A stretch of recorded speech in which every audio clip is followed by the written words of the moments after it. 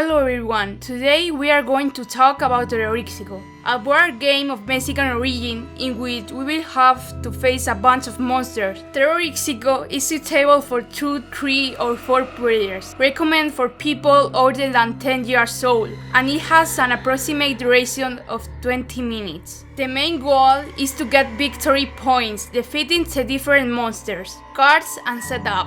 In Terrorixico we will find 4 types of cards. Monster cards. These are the legendary creatures we have to defeat. In these cards, we see the creatures itself, the number of relics we need to beat it, and the victory points the players will earn when they achieve it. Even our boss cards.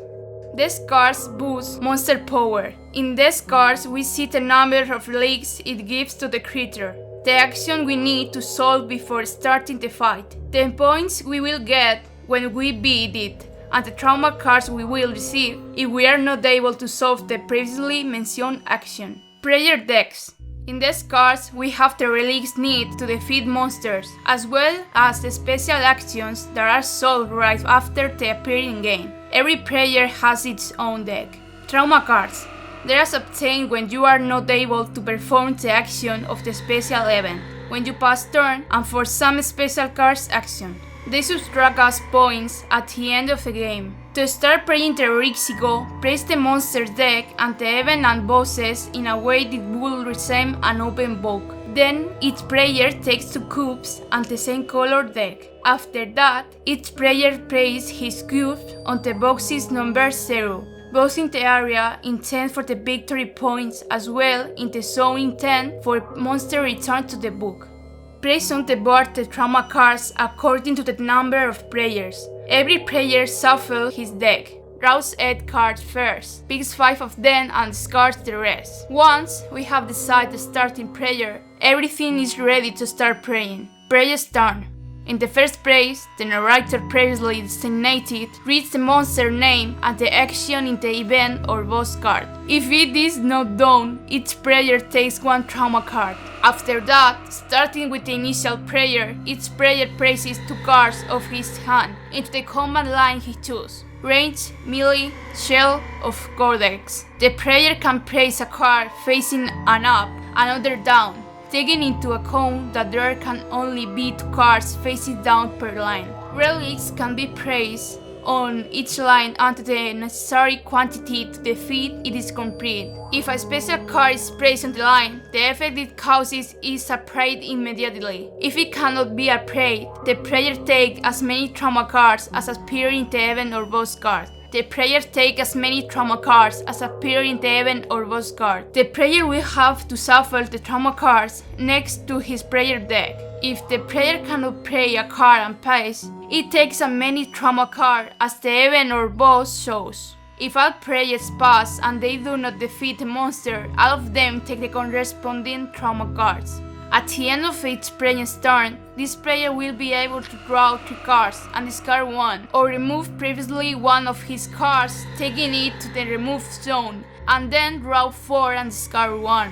At the end of this, the player must have 5 cards in hand, unless the event or boss card says different. When a line is complete, it will not be able to play more relics on it, but it will be able to play special cards. The trauma cards can be played as follows. If the trauma card has 0 value, we just show it to the rest of players and we take it to the remove zone and does not come back into the game.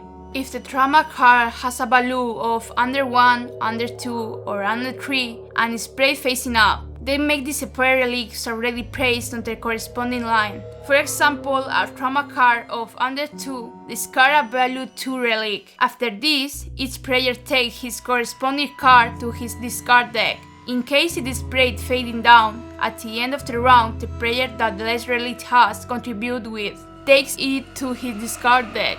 Once every line contains the relics needed to beat a monster, it is defeated. At this moment, cards faded down are flipped and their effects are solved. Right after that we pass to the point count. Who has contributed with more relics to the combat will get a monster and the first place points. The rest will get the second place points. In case of tie in the first place, everyone tied will get the first place points at the player who put their last cards on the monster. Everybody else gets the second place point. All players place their cube in the victory point zone in the corresponding box. Who has defeated the monster adds 1 in the zone intent for the defeated monster count. In some cases, the event or boss cards indicate that the players will have to face 2 monsters or 2 events. In that case, the corresponding card is moved in order to see the new card relics. At the end of the battle, every player's cards go to his discard deck. The difference between the discard and remove deck is the card going to the removed deck will not return to the game. When defeating same type of monster, we will obtain extra points this way. 2 monsters, 2 points, 3 monsters, 5 points, 4 monsters, 9 points. The game ends when the player reaches a specific number of monsters. When there are 3-4 players, the game ends at 4 defeated monsters. When there are only 2 players, the game ends when one of them defeats 5 monsters. The game also ends if there is no trauma cards left, or if a player reaches 40 victory points. And that's all for today. We hope as usual you enjoyed the video. And remember, this campaign is currently on Kickstarter, so you will be able to support this project following the link you will find in the description. See you!